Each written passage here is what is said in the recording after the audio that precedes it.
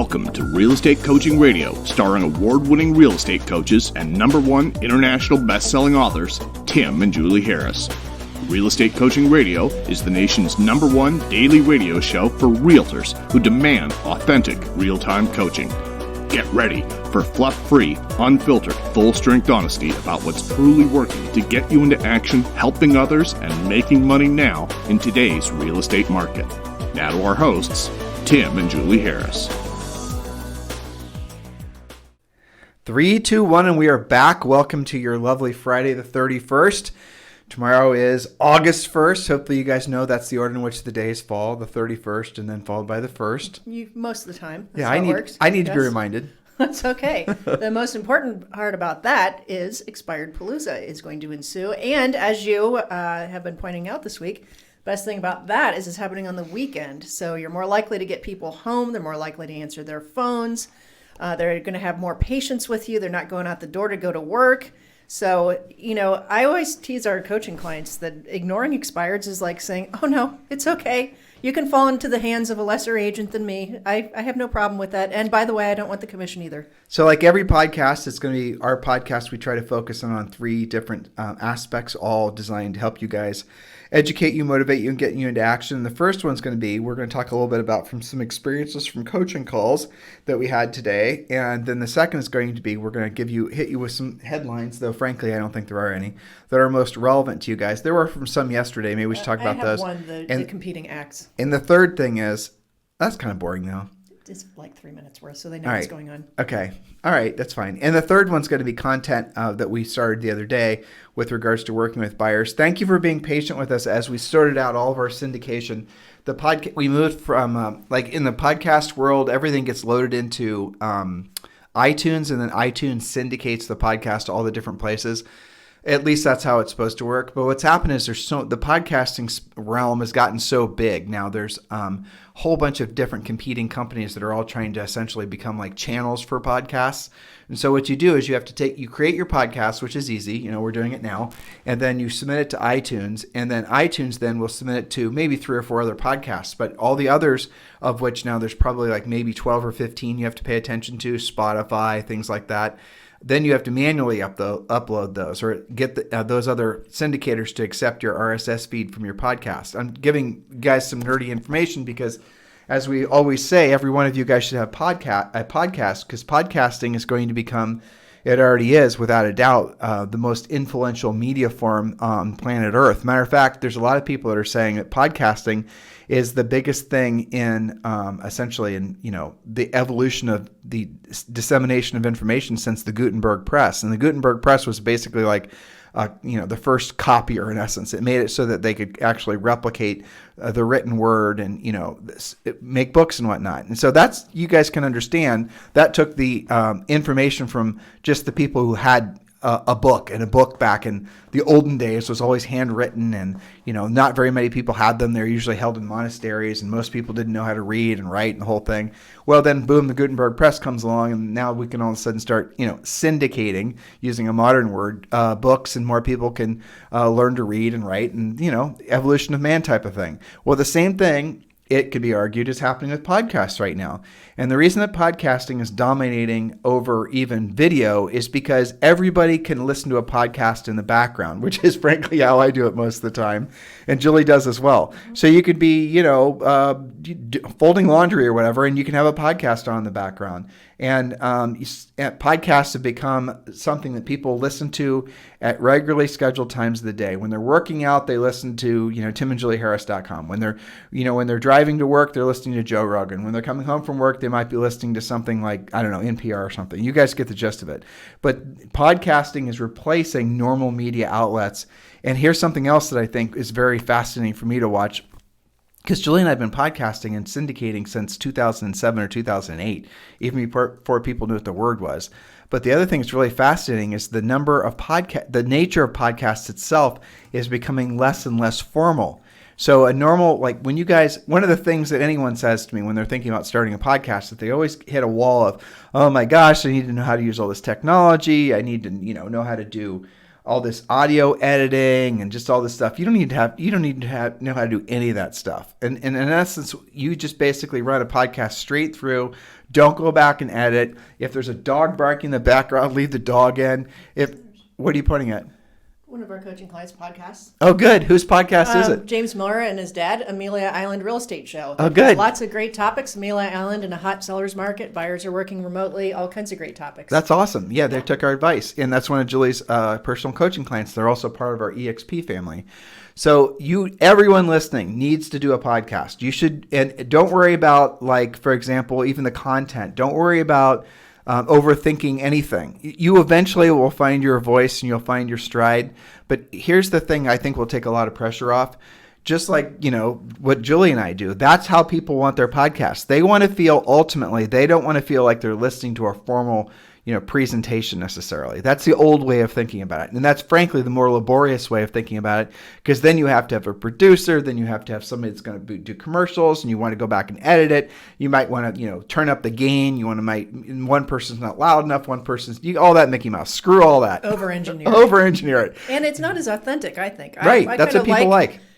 Feeling like somebody. Most of the podcasts we listen to, at least I feel like we know them. They're not really friends, but they're like podcast friends, right? But that's the moral of the story. Yeah. So when you're doing your podcast, it's helpful, obviously, to do it with another person. But if you have to start out by just having somebody, just do it yourself, that's fine. And then eventually you can do your podcast. Maybe just have people call in and do interview-based. Interview-based is the easiest to do fundamentally because the person you're interviewing provides the content. But unless you yourself are going to do interviews like, say, Joe Rogan does, where Joe will call them out on their bullshit and he's not even trying to be, he's trying to be a civil host, a nice guest, and, in terms of he's trying to treat them respectfully because they're kind of a guest in his house. But at the same time, he'll reel them back in and call them out if they just try to hit some sort of talking points that don't really, jive with, reality. And I do that too when Julie and I interview people. And we tell them ahead of time. We tell them that, you can't come to our show with an agenda, and you have to be prepared to defend what you say. Well, and you do a little pre-show interview also with many of them as you get to know them. So you kind of know what you're signing up for. But here's what I discovered just on a side from doing interviews in the past. Most people suck at conversation. Yeah. Most people are terrible at it. And what they do is they have their talking points. And especially real estate people, they'll have their 3 or 4 talking points, and then as soon as you challenge them on any of their points, I'll give you the ones that I always like to go after because they're indefensible, is basically the validity of teams, the validity of buying buyer leads, the validity of branding, all that stuff. And when I had someone on when someone wants to be on our podcast, it's so hilarious to me. We get probably, I bet on an average per day, I get 10 solicitations for people wanting to be on our podcast. They come usually through intermediaries, usually through these companies that people hire to try to get them on, like PR agencies. So I'll get a pitch for someone to be on our podcast, and I can tell they've never listened to our podcast before because the person that supposedly wants to be on our podcast wants to talk about how to scale your expansion team or something like that, which you guys know, hopefully longtime listeners know, look, we'll talk about that until the cows come home, but if you're not prepared to talk about why those, essentially that's not a financially viable business model, if you're not prepared to talk about profitability, if you're not prepared to talk about, all of that, then why, you're walking into a minefield being on our show. And so sometimes when I get somebody who's a big name that wants to talk about, teams and branding or whatever, and this is somebody that you guys might know from HGTV or whatnot, I will tell them ahead of time that I'm going to challenge them and I'm going to tell them what my questions are going to be. And 99% of the time, they choose not to be on the podcast because they know that those particular points will be gotchas. And I'm not going to let someone, essentially preach an agenda to all of you guys that I know is bullshit. And so anyway, the point of all this is that podcasting, as Julie just said, a really good podcast, and the ones you're going to be attracted to too, aren't these big formalized presentations. They're not stump speeches. They're real communication, real conversations that are happening between people with all the little, inflections not edited out, all the little stupid contradictions and the things that people say and all the rest of it, stumbling over words, using bad grammar or whatever. Can you use bad grammar speaking though? I don't think you can. That's only right. You can. Well, see how things incorrectly. Right. See how I just did that intentionally? See if Julie's paying attention? Mm-hmm. I asked if I could use bad grammar by asking if you can use bad grammar because she's actually screwing around on her phone right now. You shouldn't use bad grammar, but you can if you'd like. I know. Okay. Well, so the point of all this, guys, is definitely want to to start doing a podcast. Because podcasting going forward, and just use the example Julie just gave you, is going to be what will provide a incredible long tail stream of business for you. And start out just by talking about what you want to talk about. Start out by talking about what interests you. If you want to have a real estate podcast, that's great, but I'll suggest you go with a really tight niche like Amelia Island, what our coaching clients are doing, or something like that. And I imagine inside Amelia Island, I know the area that they specialize in is the area called the Plantations. That's true. And they probably focus most of their best podcasting on that particular area. And get this, probably 50% of the owners in the Plantations, condos, and houses don't live there. So they're able to listen to these podcasts, and they're living in some other part of the world, feeling like they're connected to what's actually, boots on the ground. You guys see the power of this? Yeah, I listened to one, I think it's called Block and Lot, or Lock and Block, about Manhattan real estate. And, it's so different than the rest of the country. I get lots of different interesting things, but he keeps it just Manhattan and just the different types of ownerships, co-ops, apartments, etc. Yeah. And his focus is on different ways of winning and purchasing and all the different changes that New York rolls out. It's just, it's kind of nerdy, but it's interesting. No, it is nerdy. But to your point, keep it kind of in your wheelhouse, but have enough to talk about. Right. And you should have some really tight calls to action in there because the point of doing a podcast is, from a business perspective, is obviously to provide overwhelming value, but you can ask the people to do business with you. If you just disseminate the information and you don't give them a CTA, a call to action, a reason to reach out to you, they're not going to.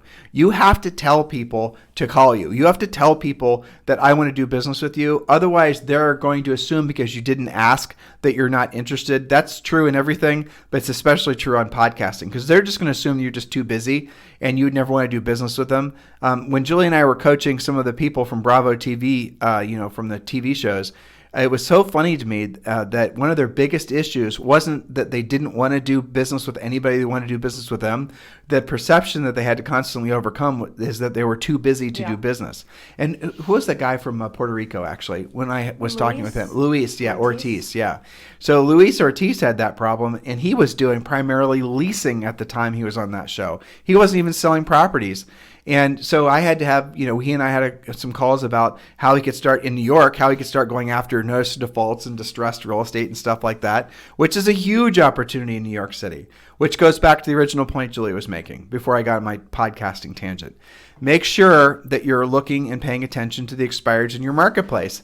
So I'm on a coaching call this morning with a great agent who just sold a $5.5 million house in Charleston. Nice job. And LeGrand. And Congrats. he was we were talking about, okay, what can he do to make the most of that, the sale? And we were talking about the fact in this particular, it was an island, right? Mm-hmm. How it was locked up by 3 or 4 other old guard agents and whatever. And I said, on the coaching call, I had him go to his MLS, which he did, and I wanted him to tell me how many expireds there were. And this is a market where there are, in his words and everyone's word, there's no listings, there's no inventory, there's no expireds, everything sells in 22 seconds, it's all selling off market, blah, blah, blah. All right, so with this one particular island, which is really popular and stuff sells, just like I just said, that's the perception of it. Since the beginning of the year, there were over 700 expireds. Wow. And he didn't even know about it. Holy cow. Over 700 opportunities.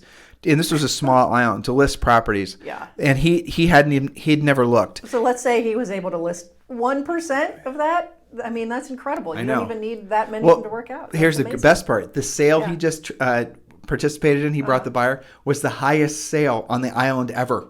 That's amazing. Yeah, so he just hit the highest sale on the island ever. And there's 700 expireds, probably, I'm guessing. That'd be something to talk about. How many of those have gotten relisted? He'd have to check and all the rest of it. Yeah. But today is the last day of the month, and tomorrow's the first day of the month, which means, as Julie said, Expired Palooza. There's always a peak of expireds. So those of you who are in our Premier Coaching Program, use our expired script. It's not just enough to have the script. You have to listen to the audio training we do, so we can give you all the, essentially the nuanced approaches between just reading the script and making the script work. Reading the script is, essentially being coached to use the script and have the actual words in front of you are not the same thing. It's a difference between watching a video and having a personal trainer. I can watch videos on my iPhone and go to the gym when it opens again, and I can know how to do the moves. But the thing is there's nobody watching me to know whether or not I'm actually doing the moves correctly. Mm-hmm. Like I might be trying to do some sort of, lifting weight, whatever, on some torture device over at the gym, but I don't know that I'm not standing up straight, or I don't know. I mean, that's the reason there's mirrors in gyms so you can look at yourself, but I might be arching my back when I'm not supposed to be, actually hurting myself, that kind of thing. And that's what a trainer's supposed to do. They're supposed to go in there and give you the nuanced approaches to make you better at what you're supposed to be doing so you can get results faster. That's really simply what a coach does, or that's essentially what you should be considering doing if you want to move your business forward faster. I do it. Julie does it. All the smartest, most successful people on planet Earth always have coaches for whatever they're trying to perfect, because it shortens the learning curve. There is no hack. There is no shortcut in life, but if there is, it's hiring someone who's been there first to help you get there quickest. So if you're interested in learning more about our coaching program, why don't you guys text the word Harris to 31996. Text the word Harris to 31996. And when you do, we're going to text you back we're going to text you back a link that you then can download. It's 3 free books: The Real Estate Treasure Map, Think and Grow Rich for Real Estate, and your 12-month lead generation plan. Oh, there's a fourth one. Oh, I said it already. Real Estate Treasure Map. So they're all there, and you can download those books, and those are an excellent, way for you to, essentially, if you're listening to us for the first time, this is definitely, those series of books are definitely things you need to embrace immediately, especially the Real Estate Treasure Map. So just text the word Harris to 31996. And also, thank you for those of you who are being so supportive of our book on Amazon, Barnes & Noble. It continues to be one of the best-selling real estate books of all time, and nearly 400 five-star reviews. So thanks for that. The book is called Harris Rules, if you've not picked up the book yet.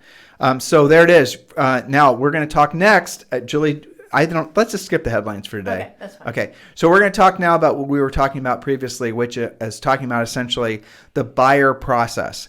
And what we're hoping to do is demystify a lot of the, obviously our coaching program focuses on working with sellers, becoming, a powerful listing agent.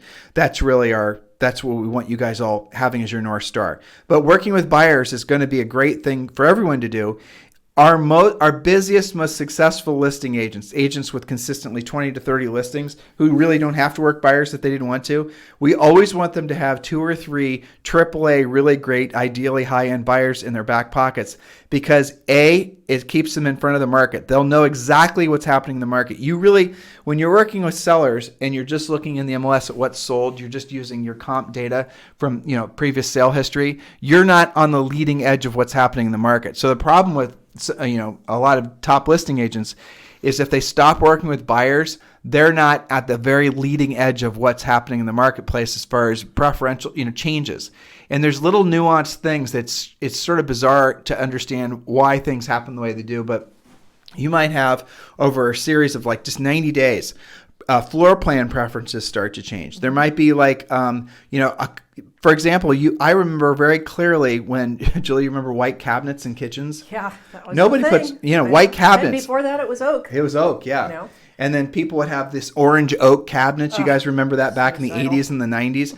And how about, what was the horrible green in the 70s? Oh, yes, and goldenrod. Right. You do see the trends, and you also see things that you're not going to see if you're not out there actively showing property.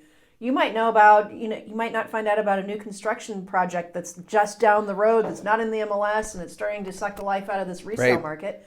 I think that, and I love our powerful listing agents, and I love that they have the freedom to say, I'm only a listing agent. But I also caution them that your pricing brain slips a lot too. That's right. It's much more powerful to see things in person, as well as getting buyers' impressions of what they see in person. When people are getting ready to buy houses, of course, they're watching HGTV and Bravo and housing shows and getting housing magazines, and they're probably more frosty about what's hot than you are because they're actively in it. And I think that is very valuable to have at least 2 or 3, as you said, very motivated, very qualified, ready to rumble buyers at all times. Ideally, your sellers that have basically, the houses are sold and they're looking for a place to buy because they're motivated and they have a time frame. You guys go. I'm sure I don't have to talk very many of you into knowing how to differentiate a really motivated buyer from one that's not motivated. Hopefully, you guys are all experiencing really great motivated buyers right now. And hopefully all those motivated buyers are your current sellers who are about to close. Ideally, yes. Yeah. Again, here's another, just to emphasize Julie's point. If you stop working with buyers and you only work on sellers, and I realize some of you are seeing that as dream life scenario, what I just described, Right. but you can't give up buyers in that you will, as just listen to what she said, you will lose touch with what the market is actually as it's changing. So you could have a listing appointment this weekend. Okay, and there was a house that just sold or maybe hasn't sold and you'd never been in it, and the seller is going to ask you a specific question, or at least you should know why that house is or isn't a comp. And if you've never been in it, you're not going to know that the real problem with the house is the whole house smells like cat pee, or some little weird things happening. It could be a comp for your next listing anyway. Or you might walk into a listing appointment. This is the most likely scenario in a market like what we're headed into, and you might have it in your mind that the seller's house is worth $599 or whatever, and you because you were just showing properties to a very motivated family of buyers, and you were looking in that very price range. Your CMA told you the house was worth $599, but because you were just out showing competition for that house, the house in this market, because the prices are falling, is only worth $575. Yeah, because what you just showed hasn't sold yet. That's right. And what you just showed is actually nicer than the house that you're about to list. It's really important. And you wouldn't have known that because obviously you weren't out there looking at property. So this is really critical. Well, we use a kind of an unfair advantage, shall we say, with our coaching clients, called the instant showing feedback card, which is also kind of secretly prospecting should that listing actually, expire. There's lots of little things that are kind of add-on advantages you have. We've got lots of stories of our clients actually running into listing opportunity while they're out showing buyers. Right. People so see them actively out there. We're not suggesting, obviously, you solicit a listed property. No, but what the instant showing feedback card is part of our coaching company. We give you guys, it's a card that you leave. So a lot of good listing agents are supposed to ask for feedback after the showing to give to the buyer. And usually that entails some sort of series of annoying phone calls or emails or whatever. And what we will suggest you do is you leave a card. It's not designed to solicit the listing, but it just gives instant feedback on the showing. Which you're supposed to be doing anyway. And you have the buyers leave the feedback, which again, sometimes if that listing's about to expire, the seller's really going to appreciate that and might think of you. Yes. All right, so moving forward, with regards to the buyer process, I don't think we need to drill down anymore on why they need to always have a few buyers in their repertoire, their quiver. Okay, so the next process is pre-qualifying the buyers. And the pre-qualifying script for working with buyers, we're going to go through the first three questions. Can you pull it up again? Yep, hang on a second. I have it obviously memorized because Julie and I wrote it. You can get started. We wrote it years ago. So the different scenarios where buyers are going to be reaching out to you. This is assuming this is not a buyer you already have because you've got their house listed. One of the best buyer lead attraction tools known to man is 1-800-HOME-HOTLINE.com. 1-800-HOME-HOTLINE.com. You guys should all check that out. 1-800-HOME-HOTLINE.com. So let's say, for example, you get a call from a buyer, and maybe it's calling through 800-HOME-HOTLINE.com, or maybe it's they're calling off a sign. And let me take a sidestep and I'll go back in and focus on the script. Your best buyers are not internet buyers. Generally speaking, those are your worst buyers because everyone starts out on the internet and then they start honing in and looking in as they drive through neighborhoods. That's how buyers search. Now, in the upper end markets, you're going to find it even more refined, but just for the generalized presentation here, that's the thing to remember is internet buyer leads. One of the reasons that generally speaking, they're not that great is because the buyers are just generally not that motivated because they're in the beginning stages of looking. Back when some of you will remember this, and maybe in some markets you guys still see these at grocery stores and whatnot, there used to be those Homes magazines. Well, Homes magazines buyers have become internet buyers basically. So the internet's done away with those Homes magazines in all but the smallest markets. And those Homes magazines buyer leads were equally as unmotivated because they were just getting ready to start thinking about maybe someday buying a house or selling a house for that matter. So your best leads are always the people driving the neighborhood because once they're driving the neighborhood, they're definitely have a deadline in mind. They've been looking for a while. They've decided they want to live in Oakhurst subdivision or White Tree subdivision. They're watching the neighborhood. Right, they're watching the neighborhood. Yeah. They're going to open houses. They're driving through and they're stalking the local parks to see how many kids are there. They're looking at school buses. They're really getting a sense of what it'd be like to live there. Those are your motivated buyers, and those types of buyers you're going to get from open houses, but you're also going to capture them if you're using 800 Home Hotline and all the signs. If you don't have any listings in a particular neighborhood that you want to start getting listings in, use 800HomeHotline.com and then ask the listing agents, ideally if some of them are in your office, that would be great. If you can put a sign writer on their sign and just go to that 1-800-HOME-HOTLINE.com and check out the sign writer example, or you can just put a secondary corrugated plastic sign in their yard that says for free 24-hour record info in this house. And then it's going to say call 1-800-555-1212 and then whatever extension. And then there's going to be a recording describing the house. What that is really is a tool to designed to, yes, give them information on the property, but an instant information on the property. And they can also have the information texted to them. But really the benefit to you is anytime they call it, you're going to be able to caller ID them. And the system's going to text you and let you know that this person from this phone number just called on this house. You guys following me on all this? I know I'm going through this relatively quick because I assume that most of you are just going to go to 1-800-HOME-HOTLINE.com and check it out. And the scripts are there too. Yeah. And so you don't have to write everything that Tim just said. But here's the process. And the reason I have this memorized is because when Julie and I were selling hundreds of homes per year, we did have agents that worked for us as, buyer's agents. But one of the things I quickly learned was when you delegate pre-qualifying, especially your upper end listings, you're going to lose all kinds of business because no matter what, the people you hire to pre-qualify are never going to be as effective as you. So some of the last things we ever suggest, frankly, if you never delegate these things, it's great. Don't delegate pre-qualifying and don't delegate going on listing appointments. And I know, again, the current zeitgeist is you give up both, but the inefficiencies that essentially delegating those two important things introduces to your real estate business results in a massive drop in net profit. So yes, that means you might not have to pre-qualify people anymore. And yes, that might mean you might not have to go on listing appointments anymore. But it also is going to mean that your crappy profit's going to get crappier because the inefficiencies that come from expecting someone to do a high-end job. We had an email last week from a coaching client that described exactly what you just said. I don't know if you remember that because we get so many emails, but she was saying that she's got all this lead generation in place. She knows how to make the phone ring. But she was basically playing a round robin with buyer's agents and, today's your day for lead conversion, tomorrow's my day for lead conversion. They didn't do it with urgency. They didn't use a script. So she's like, I'm generating all these leads and I'm not getting any results. What did she say? She said it was like running a faucet full of money down the drain. Well, and so then she was like, should I just hire a VA to do it? And, it's like, no, you do it and then you can disseminate who gets which leads. And in fact, if you're going to maybe not even have buyer's agents, but have referral agents, you can charge them more because it's pre-qualified, ready to rumble. The script is done. They're financing.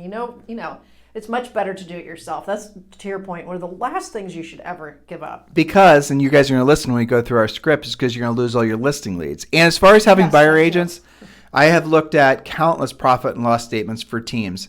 And I'm going to tell you what I tell 99% of them. And you guys aren't going to like this, especially if you're part of the team, the religion of teams, right? Because teams and, all this crap has become somewhat like a religion. People are absolutely pissed and offended when you say anything against the idea that this business model that they're trying to, create is flawed. It is flawed. It's terrible, especially if you're trying to have profit in your business.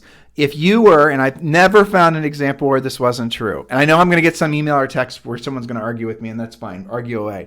I've never gone over someone's profit and loss statement where it was not more profitable for them to refer all their buyers out after they had been pre-qualified and all the listing leads were pulled out, to refer those buyers out to other agents that in their marketplace for a 35 or 30% referral fee. I have yet to find an example where that was not more profitable referring the buyer leads out than trying to build a buyer's agent staff and a buyer's agent team. Now, if you're part of EXP, what I just gave you was a great system for you to go about starting to add people to your revenue share group by essentially putting together a group of agents that you trust to do a great job and make them part of your referral team, but they have to be part of EXP. I mean, there's another little side benefit if you're part of EXP. And by the way, if you guys want to learn more about EXP Realty, without a doubt, it is going to be the world's most dominant real estate brokerage. And I said the world. And the expansion internationally, I'm hearing rumors and I'm seeing them hire up people. The EXP Realty is going to go so fast across Latin America. It's going to start spreading all over anywhere in Europe that English is spoken, which is, by the way, everywhere in Europe. You can go to Poland, you can go to Italy, well, not rural Italy, but you can go to Germany, you can go to everywhere in Europe. They speak their native tongue, but they all are taught in grade school how to speak English as well. So you're going to see EXP expanding so fast. If you're interested in learning more about EXP Realty, because it is without a doubt the single best business opportunity of most of our lifetimes, I made it super simple for you. Just text the word EXP to 31996. Text the word EXP to 31996. And when you do, we're going to text you back a quick 9-minute video. Watch the video. You're going to have a lot of your questions answered, and then you can have a call with someone to answer your any follow-up questions and maybe move forward with us at EXP. All right. So before I got on the EXP tangent, what was the what were we saying? Well, we were talking about 800 Home Hotline. We're talking about how your best buyers are not internet buyers. Referring out your buyers and teams, right? Yes, and that your best buyers are the ones driving by. They know the neighborhoods. I have a quick coaching story about that from yesterday. Great coaching client in Paducah, Kentucky, Sarah Gibson. Okay, so she's got a new listing. She's putting a lockbox on the front door. Guy parks his. Actually, he was already in the driveway. She's like, "Who is this guy in this truck?" So she's doing the lockbox. He walks up. He introduces himself. He says, "I've been watching what this homeowner has been doing. I saw the house before they rehabbed it. Me and my wife are super interested in it. Do you mind if I walk through?" He even said, "Just so you know, I'm already working with another agent." You know, he was like totally, he told her about his financing, told her about his agent. Like, this guy is ready to buy that house. And she's like, "Sure, come on in." You know, he was literally like right there. He beat her to it. Right. And she's putting a lockbox on. So I don't know whether he ended up being a buyer or not, but I bet he was. So as far as like the buyers and pre-qualifying, the reason that you don't want to delegate pre-qualifying, you don't want to delegate to a VA, or you don't want to delegate to some, wannabe successful agent, is because you're going to lose listing leads like you cannot possibly believe. And so here's the gist of the script. And whether you're using this from someone calling you directly, or they left a voicemail for you, or whether they're calling 800 Home Hotline, it does not matter how you got the lead. And I want you guys to completely forget all this bullshit about all these stupid rules that people preach. If someone texts you, you're only supposed to text them back. If someone emails you, you're only supposed to email them back. Just forget all that. It's all a bunch of crap. Here's the bottom line. You call everyone back. Okay? Call everyone back. Voice to voice. If they send you to voicemail, fine. But call people back. Don't set up all these rules that are just basically thinly disguised, mechanisms so that you don't actually have to do the real work of real estate, which is learning how to have, professional conversations with people. Creative avoidance. So if someone's calling the 800 Home Hotline, for example, here's the script. Here's the first 3 or 4 lines. And I know this because I used to say it a billion times. And I haven't said this, professionally speaking to an actual client forever, but it still works because this is what we coach all of our clients to say. Ring, ring, hello. So I'm sorry. Somebody just called the 800 Home Hotline. They listened to information about the house, and they're parked in front of it, and they see the sign, and then they call the 800 Home Hotline number, or they text it. It doesn't matter.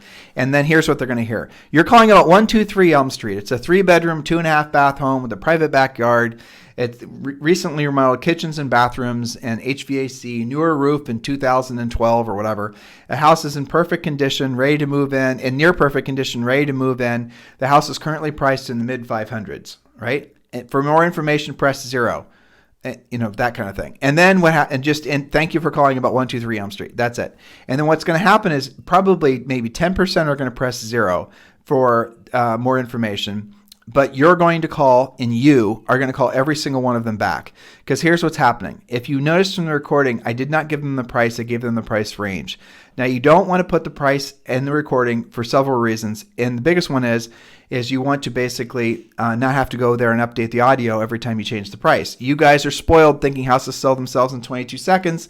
But in this new market, they're not going to. And so that price, that the original house and priced at $550 is going to be, $529 in 2 weeks. Well, so, you also don't lose the buyer because maybe they're a $510 buyer and you're at $540. You can say mid 500s. That's right. Lose their interest. Those 2 reasons. So that's the reason that you don't want to ever say. So you want to do low 500s, mid 500s, upper 500s. You don't actually want to say the actual price.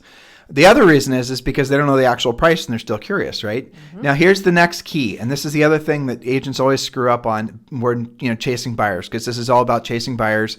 and our hidden agenda, not so hidden, is always to pull out the sellers, is you have to have what Julie and I have termed, copywritten, trademark, don't steal it, called furiously fast lead follow-up.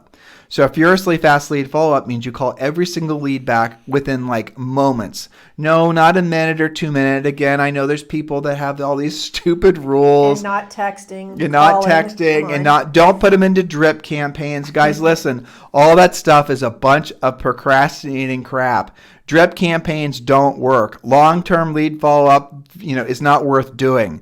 If you can't pre-qualify them for motivation and they're not motivated to buy within, ideally, or transact, that's my stupid watch, isn't it? I think so. Isn't that funny? Was it Scam Likely again? Yeah. You want to tell that story? Well, quickly.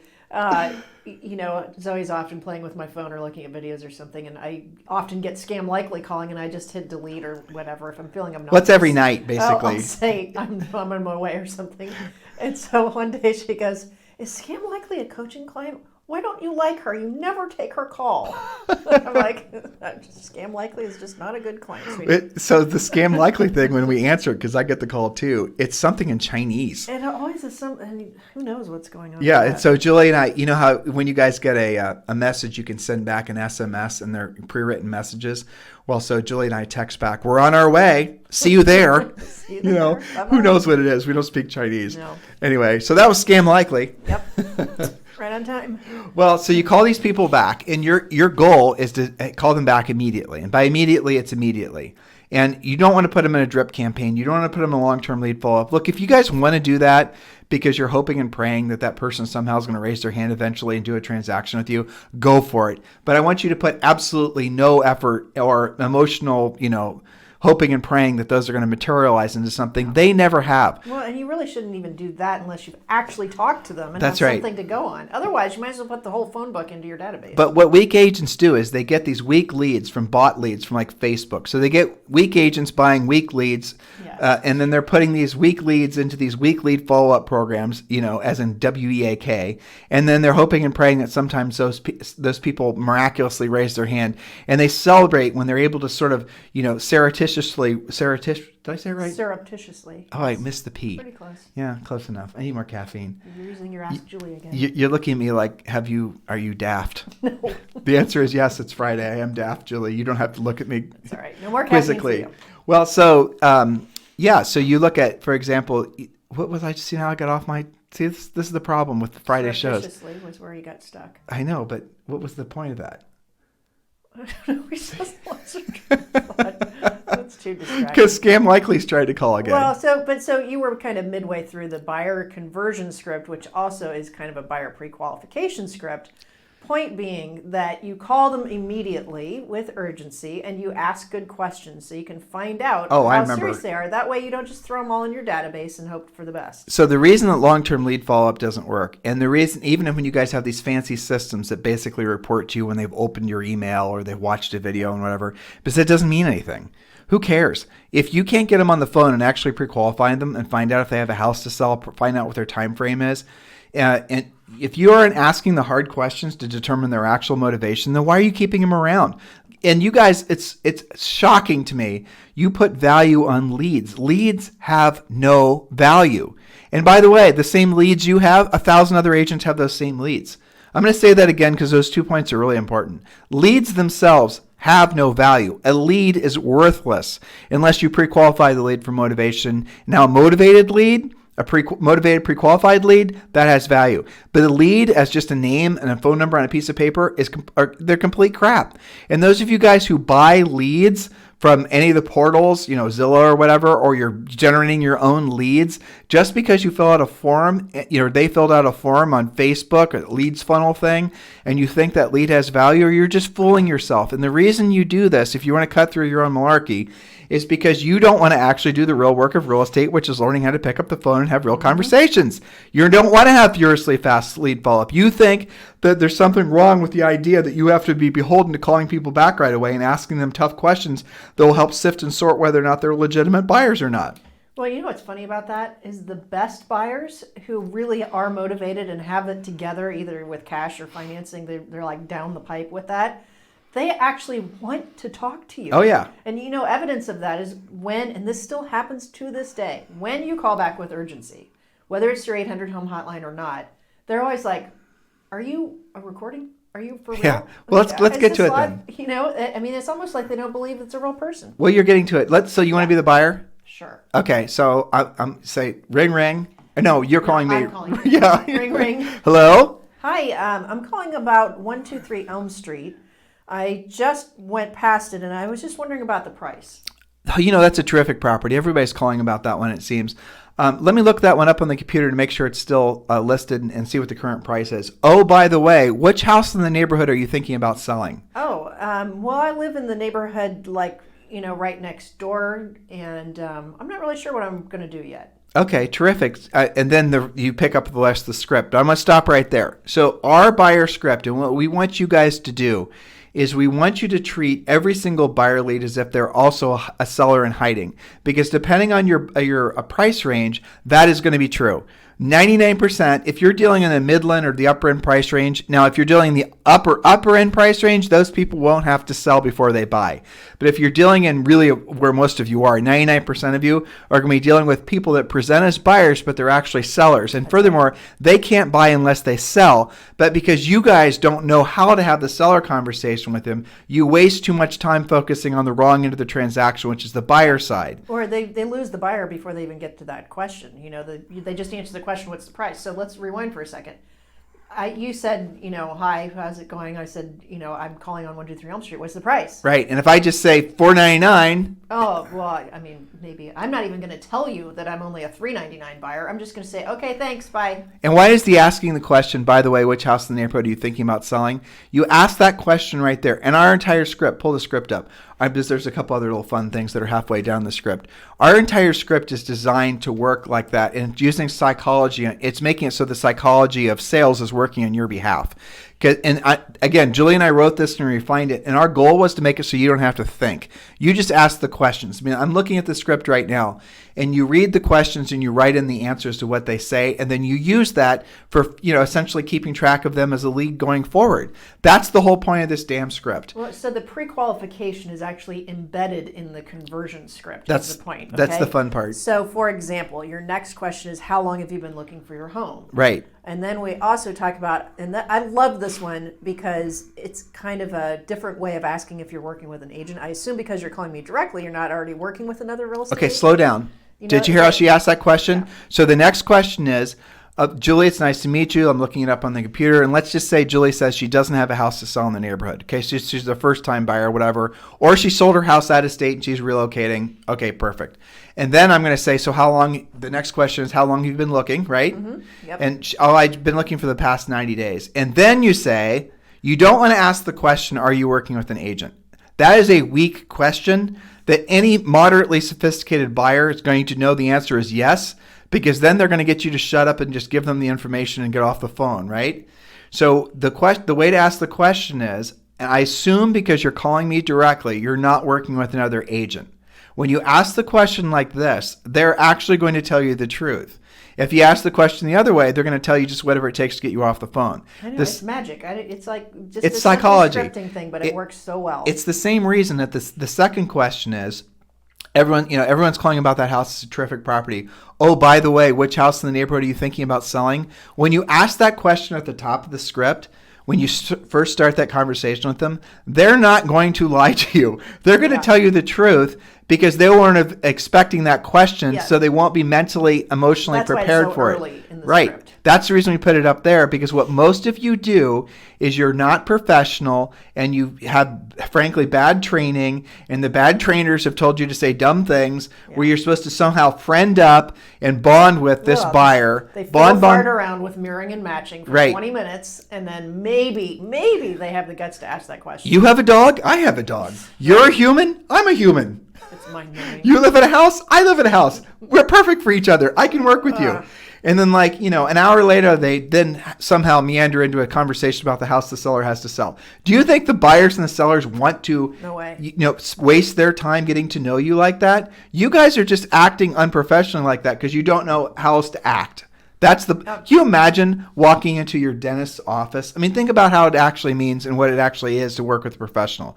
You walk in, you go up to the counter, you fill out forms and paperwork, you sit your ass back down in the chair, you have a clipboard full of crap you fill out, and then you sit there, and then you go into the doctor, and there's a very expected procedure as to how things are supposed to work. Same thing when working with any professional. Any service provider is going to have a system, not with agents. Yeah, and you don't have a choice either. You will not be seeing the doctor without those forms filled out. That's right. And There's no negotiating. Right. And that's the approach that we want you guys to at least consider taking. This is the reason. This is the process that they have to go through for you to work with them. And if they don't want to answer these questions, if they're just wasting time and you end up losing a lead, good. Your job is not collect leads. The more leads, when we have a coaching client, and this is, again, this time of year, we always get a lot of these guys, guys and gals. Okay, tell me about your business. How many leads do you have? I have, and it's usually some ridiculous number.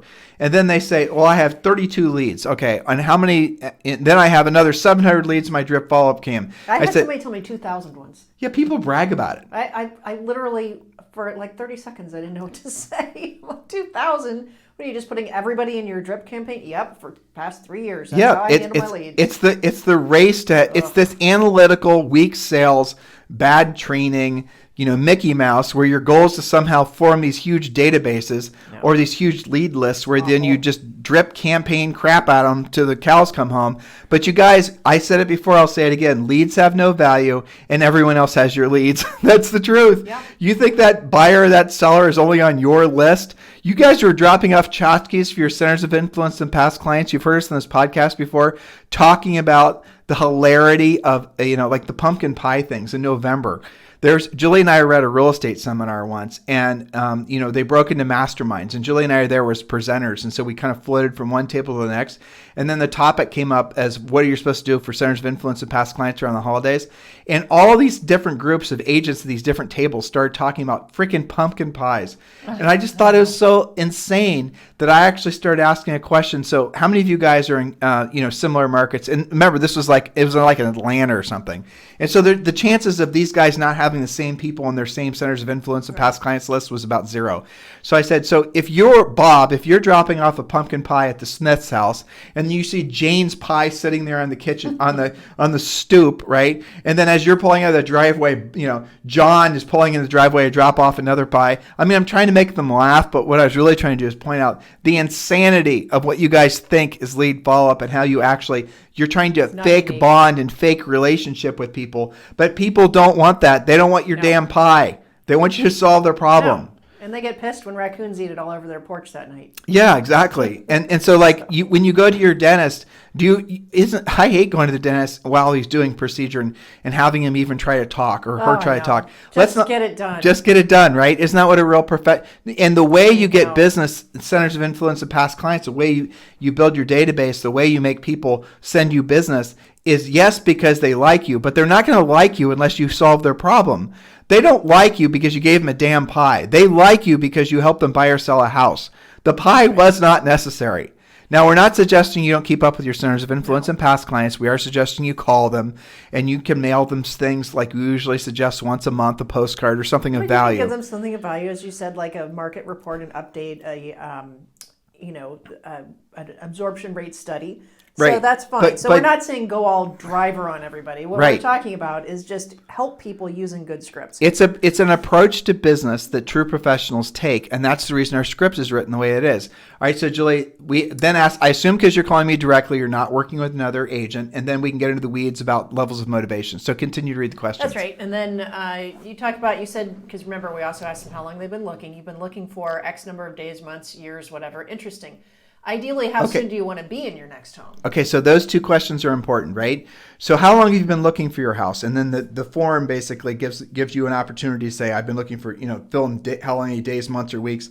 And then if they say they've been looking for I have this memorized, but I want you to read it so I don't screw it up. They say, well, I've been looking for a month. Mm-hmm. And then you say, interesting, and go back to that script. Yes. I love this part because it says, have you seen any homes that you've liked? Yes or no. Okay. If no, what about the homes that you've seen have you not liked? So this is a little bit of a rapport building. But interesting fact, oftentimes buyers who have been roaming around looking at new construction or open house or whatever, they do have something. And the next question is, what have you decided to do about it? Because you might have a sale right there, okay? So let's say that they didn't. Great, what about the home did you like? Based on what you liked about that home, this is what you're looking for in your next home. And then you write down what they're looking for. The home you said you liked, did you make an offer on that house? If no, would you like to make an offer? If yes, why didn't that work out? So you're you're also finding out if they're kind of lightly working with somebody as well through that. So what you're doing is you're basically saying, how long have you been looking? Great. While you've been looking, whether properties, have you seen any properties that you've liked? No or yes. And then if they say yes, then you ask, well, did you make an offer on that property? If they say no, and then you say, well, if the property is still available, would you like to make an offer on the property? Right? And you guys are going to find a lot of times they're going to say, yes, I would like to make an offer on the property. And I didn't make an offer on the property because I walked into an open house and the agent didn't offer to write the offer. That's right. Nobody ever asked me to write Nobody ever asked me. When we were selling real estate, we sold tons of houses just because we asked that one question. I know. It was shocking. It was shocking. It's just like nobody bothered to ask them. Okay, so you have to ask that. All right. Now, let's say that didn't happen. The next part is, let me ask you, if I were to show you a house that would fit all of your needs, this is the home you're looking for on a scale of 1 to 10.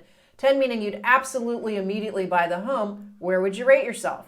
If they say anything other than a 10, then you move on to a different question. So if they say a 7 and you say 7, congratulations. So let me ask you, what would it take to get you to a 10? Exactly. You seem surprised I remember the script. No, that's okay. And, the key here, too, and I find this when agents are learning scripts, you have to actually listen to the answer. Don't be so anxious to go to the next script question because you'll have wasted your time if you don't retain what they're actually telling you. Because here's what you're going to find. On a scale of 1 to 10, Julie, this is the summary, right? Okay, you're looking for a home in X area. The home has to have X number of bedrooms, bathrooms, a big backyard, private space, whatever, a Zoom room. Okay, so you're just summarizing, so you're showing them that you listened. We have that in the script to kind of force them to really hone in on what the buyer wants. You guys listening, do you understand what she's saying? So at this point in the script, what we want you to do is take a breath and summarize everything that the buyer said to you and repeat it back to them so they then can hear that you listened. Subconsciously, you've already put yourself at a different level than most agents who just want to talk about their golden retriever. And so now you're going to be, essentially then moving forward with the conversation. And and then, believe it or not, you're going to start asking motivation or close questions. And this is on your first call. Yeah, and the funny thing is by actually asking, you have built rapport with them. So those of you who are big rapport builders, you are doing that. Okay, so here's a good one, an assumptive question. What's the name of the lender you're working with? That's right. Okay. Who's the lender you're working with? And if they haven't, then you can have a lender conversation. And what price range has that lender pre-approved you for, or what price range have they told you not to go over? Now, here's the thing. This saves so much time because what do agents do? Are you working with a lender? How do you like them? Yada, yada. This is, what have they told you not to go over? Because if they're not working with a lender, that question will still get that information out. That's right. Okay, so let's see. Have you actually gotten pre-approved or just started the process? So you've already signed the loan application. That's in there because buyers don't know the difference between pre-approved and pre-qualified. Have you signed the loan application? Julie, is this question so on a scale? Right there. Okay, but Mr. Buyer, so just so I'm sure about, and we didn't ask this question, is a little scroll up, Julie. So on a scale of 1 to 10, if I show you a house that's a 3-bedroom, 2.5 bath that meets all your criteria, on a scale of 1 to 10, how motivated would you be to purchase that house today? With 10 being you just want me to shut up and stop talking and help you fill out the contract, and 1 being you'd want us to keep looking. And then they're going to say a number. They're going to say probably 7. This is what we skipped over, right? Is this right there? Well, you skipped over if they're not a 10. You went into if they are 10. So right. If they're anything less than a 10, even a 9, what would it take for you to be a 10? Great. So you're a 7. So let me ask you, what would it take to get you to a 10? And that's the question you asked to find out what their motivation is. And we're going back a slight half step here. But the reason you're asking that question is because you want to know if there's anything else lingering that's preventing them from purchasing this house that they claim would be a perfect fit, right? I said if it's a 10 out of 10, checks all the boxes, where would you rate your motivation to buy the house today? If they don't say a 10, there's something else that's floating around their head. And then you're going to find out, well, I have to see if, when pigs fly, or it's usually something a relocation, to do with financing, or right? their spouse isn't on board, Right. Or they're not sure about the sale of their house. And you need After to talk we about get listing. married, Yeah. or after we have a baby, or whatever. Okay, so now you have more information specifically on what they're looking for, whether they're working with an agent or not. You know what their motivation is. You know exactly what they're looking for. How to make them a 10. You know how to make them a 10. You have all the information, and you found out whether or not they had a house to sell as your second question. Now, by the way, as your second question, if they said they did have a house to sell, we want you to finish asking the buyer questions, but what we really want you to do is then use a secondary script, which we're not going to be talking about today, and we want you to pivot and start asking them seller pre-qualifying questions, right. and we need you to prioritize all your listing leads ahead of your buyer leads.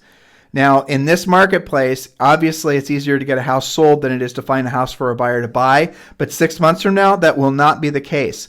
But if you don't chase that seller lead down, here's what you're going to do. If you start making the, again, inexperienced agent mistake, and you start treating those people as a buyer, knowing that they have a house to sell, you won't only not sell them a house, but you're going to end up basically losing the listing. They will list the house with somebody else because they didn't understand why you didn't actually aggressively pursue the listing, and they'll assume you were just a buyer's agent. Yeah. And that happens all the time because you guys are not you're not doing the real work of real estate and asking real drill down pre-qual questions and acting professionally. Right. And that applies to every call, not just when it's over your magic price range where you believe that they might have a house to sell. Investors call on first-time home buyers. They might have a whole bunch of crap they want to list with you. You don't know if you don't ask, right? Yeah, I mean, I remember our coaching clients, when they use this script, you quickly discover not just one hidden transaction. You might discover multiple hidden transactions. You could find all kinds of things. Well, I have to sell 5 rental properties first. Yeah. Or I'm waiting for, I have to sell, whatever. My brother and I are selling out of a farm, and we're looking to put it for sale, and it's worth, $10 million. And once that sells, we're going to buy 3 houses. But you are just treating that buyer lead as just one-up buyer, not actually drilling down and finding out what other real estate things were circulating in their heads. Big mistake. Okay, so I love this question because this is your pre-closing question. Is there anything else I didn't ask you that I should have? Which is also a great one for listings. But is there anything else I need to know? That's just making sure that you have got all the intel. All right. So now you're going to actually answer their question. They're probably calling about price. And here's a little nuance, right? So let's say that after you've got all this information, you now know that what they called on is not in their price range. Or it's not for sale, or it's not what they were looking for. Right. And so you guys, some of you are thinking, especially the analytical out there, are thinking, well, you never answered their question about price. It's because you were essentially pre-qualifying them, and you could have said, well, listen, let me find out what else we have coming for sale that's not on the market yet. And obviously the stuff that's on the market that you might not know about, and some of the new construction stuff that you might not know about. And, obviously then based on how you answer these questions, I'll know what to send you and what information to share with you. And then you can say all the best houses, as I'm sure you've discovered, Mr. Seller, are selling usually within minutes of being put for sale, or magically they're put for sale at the same time they're sold. Yeah. And what's really going on there, Mr. Seller, is those actually sold before they went for sale because of, agents like me knowing where these houses were and introducing buyers like you to these properties before they hit the market. Yeah. So it's okay, Mr. Buyer, if you have an unfair advantage in the marketplace, and that's what I'm hoping I can be for you. That's right. So perfect. This is what's going to happen next. We're going to set up an appointment for you to come into my office so we can get the process started. That would be the buyer presentation. At that same appointment, we'll see the homes that I've found for you that are the closest match. I'm going to contact your lender to let him or her know that we're working together, and so we can work together to help you find your financing in the buying process, something like that, so that you're saying, hey, I'm going to work with your lender. We have a nice tight little thing here. And you go for the appointment, and at the bottom of the script, it actually says appointment date and time so that you don't wuss out on actually closing for the appointment. Now, if they won't give you an appointment at that point, you can still circle back to, what else is it going to take for you to feel comfortable and confident moving forward to setting an appointment. Maybe there was something else. Maybe they just start getting started on their financing and they don't want to do anything until they know the real price. So along those lines, as far as the financing goes, coaching clients, we have something called the Ultimate Agent Addendum. You need to use that when accepting offers on your listings, but also on the buyer side transactions, you need to use that Ultimate Agent Addendum when you're accepting lender's letter for your prospective buyers.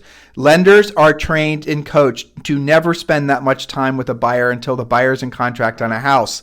You guys don't know that. You trust your buyers or you trust your lenders are doing a good pre-qualification job. They never do a good pre-qualification job.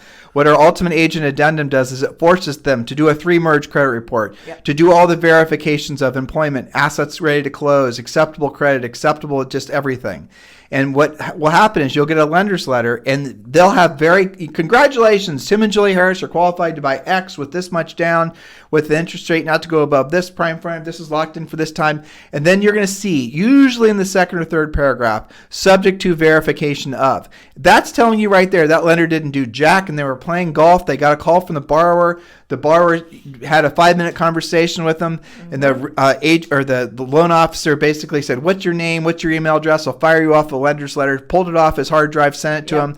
That was it. That's how much time. That's what most of you guys are believing are good lender's letters. Then you're surprised when you get somebody in contract that they can't close. It's because you were working with a lazy lender. Which is why this also asks, so you actually did the application, right? So we're already pre-programming them that we're serious about this. We want to know in this qualification thing. What we coach you guys to do is we don't want you asking, "Are you working with a lender good?" and then get off it. We want to know who the lender is, and we want to know what their phone number is, so you can call and find out whether or not that buyer is actually done what they said they were going to do.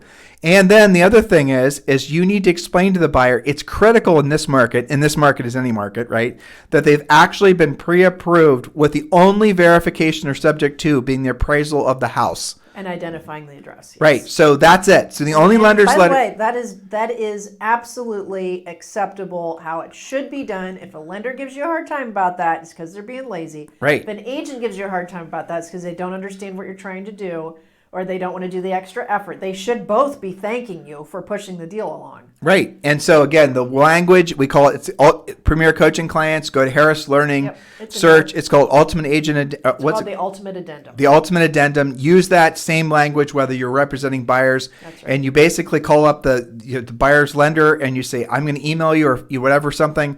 And you have to make sure that the lender's letter that you provide does not have any of this lender weasel language in it, so that when I'm working with this buyer, I know for a fact that when I present them to a prospective seller, that those people are going to be able to close. You've done your job. There's nothing that we're waiting to self-discover about this borrower. The only thing the financing is contingent on is the appraisal of the subject property. That's it. Those are the only buyers you guys should ever be working with. Trust us on that. Appraisals are going to become a massive pain in the ass in the next 6 to 12 months, and you do not want to be screwing around with a buyer that has a prospective appraisal problem. At the same time, they've got janky employment. The lenders are going to put all kinds of crazy overlays. So you might hear, well, you only have to have a credit score of 600 with 5% down and whatever. But there's no lender on the face of the earth that's not putting additional, minimum standards for qualifying to obtain that mortgage on top of whatever the FHFA or Fannie or Freddie have said. So the overlays are what's going to kill your deals. And it's already happening. I mean, I heard one client said that Wells Fargo had told him that they had been told to use 2009 underwriting standards. What? Oh, really? Meaning, because they had gone through the subprime thing and now they're tightening up. And so he's like, "Well, what is that supposed to mean?" And they said, "Well, it's exactly what you said. Just because your client's got 20% down in a decent job doesn't mean it's a slam dunk." Yep. They said, it's probably going to take 25 to 30%. Self-employed people especially self-employed people. Anybody that does anything in real estate, all these different little subcategories. I'm hearing about entertainment now too. Yeah, of course. And the lenders aren't going to report, "Okay, Bank of America now has come out with a bunch of overlays, and it's going to make it even 10 times harder for any of your borrowers to get a loan here." They're not going to tell you. These are just new standards that get updated, and there's usually not even an announcement amongst the underwriters. They're just going through their checklist and they see there's a new standard. And I'll give you guys another one. We talked about this in our podcast. It was either Wells Fargo, I think it was Wells Fargo, maybe it was Wells, that made it so that you have to have $1 million in assets at Wells Fargo before you can get a $1 million, it wasn't a loan, it was a refinance. Before you can do a refinance for $1 million and above, you have to have $1 million on deposit before they will let you refinance a house that's where the mortgage after the refi is $1 million or above. Why are they doing that? Because what a lot of people did back in the shit show that was the housing crash is they did buy in bails, or they did refinance in bails. So people would refinance their mortgage. You don't have to pay taxes on the proceeds from a refinance. They'd put the money in the bank, and then they would basically default on their loan. Stiff the bank would now be carrying this paper from a defaulted loan. Yep. The house depreciates, but the borrower got all their equity out. And the other thing that they were doing is the borrower, before they defaulted on the house, would refinance, pull the equity out, then get another mortgage, use the equity from their previous house from their HELOC as the down payment on the next one, and then they'd stop making payments on the first one. It was called buy and bail. Okay? Yeah, well, you got to remember who our listeners are. Many of them have never heard of such a thing. I promise you, of the tens of thousands that will have listened to this show, there's like 3 that actually experienced it. Yeah. Well, I mean, that was just the tip of the iceberg of some of the wackadoodle things that went on. I remember when you and I looked at houses in Las Vegas, and we were looking at something looked vacant that looked interesting to us. We were out front, and one of the neighbors came out. Do you remember this? When the neighbors came out, he's like, "What do you want to know about that house?" And we're like, "Well, we just thought it was kind of interesting. Somebody." Oh, this was in Lake Las Vegas. I think so. And he said, "Well, I'll tell you what.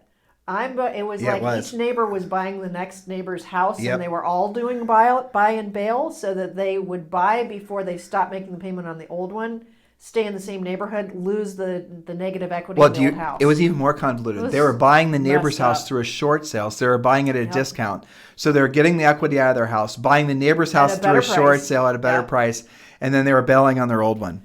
I mean, that was a product of a couple years into the housing crash. That was probably 2010. That didn't happen immediately. It took a little while for people to figure it out. But that is absolutely related to why lenders are using their overlays, and their risk management people are saying, not this time. We're not going to let you do that. You're going to have money on deposit. So, if you want to know why it seems crazy in the lending world, that's because they've been through crazy times. And buying and bailing, guys, is legal. Doing all these things that the borrowers did back in 2007 through whatever. And there's something called recourse versus non-recourse. And so a non-recourse loan, and some states have non-recourse loans as that's the state law, like California. A non-recourse means if you default on your first mortgage, if it's a refinance, most refinances were then becoming a recourse. But a non-recourse means if you default on it, the lender can't go after you legally for the deficiency. Well, even last go around, even states that had recourse laws on the books. In other words, if you defaulted, like I remember in Nevada, if you defaulted on a property in Nevada, because Julie and I were looking to purchase distressed property then, and we were looking to buy short sales. If you defaulted on a short sale in Nevada, or if you defaulted on a mortgage in Nevada, and the bank ended up selling it for less than what was owed on the mortgage, and they lost, say, $50,000, legally they could actually go after you, get a judgment, and go after you for that $50,000 loss. I think it was for up to a year. Yeah. But there was, and again, don't quote me on this, but I believe that there was not a single case of a single lender in a single state that actually, even if they could, were going after the borrowers for recourse on the defaulted loans. Now, be careful what I'm telling you, because even if you're in a state with no recourse, with non-recourse like California, the non-recourse goes away as soon as you're refinanced, and that loan becomes recourse. So these are all little nuanced things that unfortunately they've never had to know. Well, okay, so you guys are now listening to us, and you're saying, "Oh my God, Tim and Julie are speaking in hieroglyphs." And yes, I know hieroglyphs are something you read, not you speak. But I'm, again, a nerdy joke. Speaking in tongues. Yeah. Right, speaking in tongues. But this is all these are all the things that you're going to have to be familiar with next year.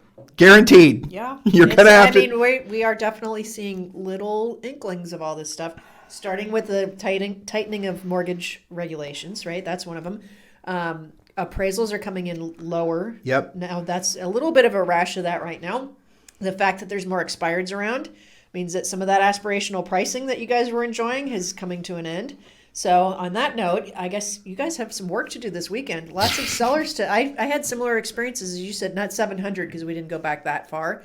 But in every case, I was really surprised to see how many expireds, because they all think everything sells fast and furious, but it is possible to actually overprice something even in a hot seller's market, or what you perceive to be a hot seller's market, because that many expireds around tells you that it's starting to transition. I'll suggest to all of you, if you're not excited about the opportunity that's going to be presenting itself in your near future, if you're not excited about it, you're completely mentally and emotionally missing the boat, because all these changes are going to create huge opportunities for you to be of service to other people.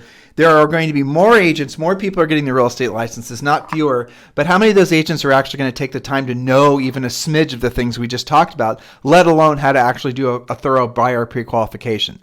You guys understand the importance of knowing how to ask questions and which order to ask the questions. You understand the importance of not just winging it, which many of you guys think is, what you're supposed to do. How many of you right now are listening to what Julie and I just said, feel overwhelmed, then now go listen to someone telling you how to run Facebook ads where you can pay, 40 cents per buyer lead, and you think that somehow that's what you should be doing with your business, even after listening to what Julie and I just described to you. Funny quote from one of our coaching clients about that. There was a discussion on our private Facebook page we have for our members, and one of them said, I'm considering buying these buyer leads, and one of our more experienced, longer-term members, he goes, those people that you get from doing that kind of buying of buyer's leads are so far out and so non-motivated that your career will not last long enough for you to actually help them. That's true. And I think and he was speaking from experience too. So, you got to be smart about what you're doing. There's leads everywhere. There are leads everywhere. Guys, no problem. This is the best time to be in real estate since probably, I would say probably this is the best time to be in real estate ever, and at least Julie and I's career, because there's more opportunities, and frankly, you guys can leverage more technology and things like that to get at those opportunities quicker.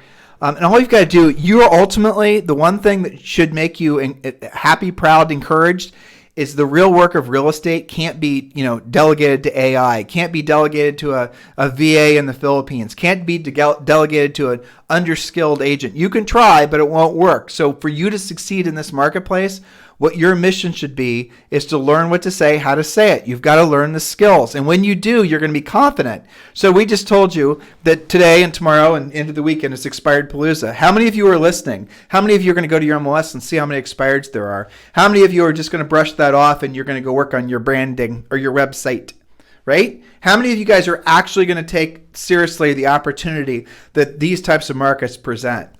And if not, why aren't you? Be honest with yourself. Why aren't you? You know what we said is true. You know how we're saying it is true. You know the information we're delivering you is going to work. So why aren't you doing something with it? Why aren't you?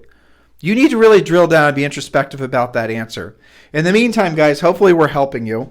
We're doing our best to educate you. And obviously through the education, hopefully you'll feel motivated. But ultimately, the third part's going to be up to you, which is getting you into action. You have to get yourself into action. Julie and I are good at getting your fire started. We're the kindling. We're the match, right? But ultimately, you have to make that into a bonfire. That's what we're going to continuously try to do every single day in our coaching company or podcasting. Anything we can do to help you guys stay the course.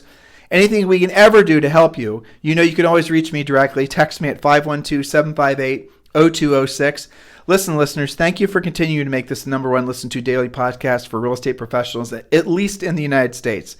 We sincerely appreciate it. It is amazing and it's wonderful to see so many of you that are embracing the message that Julie and I are putting out there with regards to a return to sanity to the real estate business. We are ending an era of all these tech companies and all these buying buyer leads and all this, fake acting like you're working when you're not really working, social networking, Mickey Mouse. All of that stuff is going to weed itself out because the market's going to force all those bad ideas to be shown for what they are. And the agents that are going to be left standing, the brokers that are going to be left standing, are the ones that actually know how to get the job done, be of service to other people. The way you can do that is by knowing how to help other people solve their problems. That's your mission in life. That's what you're here on this planet to do. In the meantime, if you guys need us for anything, as always, feel free to text me directly at 512-758-0206. We'll talk with you on the show tomorrow. This program has been a presentation by Tim and Julie Harris, Real Estate Coaching. For more information on our real estate coaching and training programs, visit our website at timandjulieharris.com. Remember to tune in weekdays at noon for upcoming shows, and until next time, Thank you for listening to Real Estate Coaching Radio with Tim and Julie Harris.